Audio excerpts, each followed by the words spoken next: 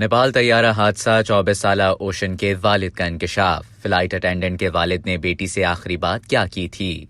नेपाल में होने वाले तैयारे हादसे की तफसीलात सामने आने का सिलसिला जारी है। बताया जा रहा है कि मरने वालों में नेपाल की 24 साला फ्लाइट अटेंडेंट ओशन शामिल थीं। ओशन के वालिद का कहना है कि हादसे वाले दिन त्यौहार के मौके पर बेटी को कहा कि आज काम पर मत जाओ। मरने वाली फ्लाइट अटेंडेंट के वालिद ने बताया कि बेटी ने मेरी बात पर जवाब दिया कि वो 2 फ्लाइट्स मुकम्मल करके वापस घर आकर त्यौहार मनाएगी। ओशन 4 बहन भाइयों में सबसे बड़ी बेटी थी, जबकि उसकी 2 साल पहले शादी हुई थी। नेपाल में पोखरा एयरपोर्ट के करीब 72 मुसाफिरों को ले जाने वाला मुसाफिर तैयारा गिरकर तबाह हो गया था।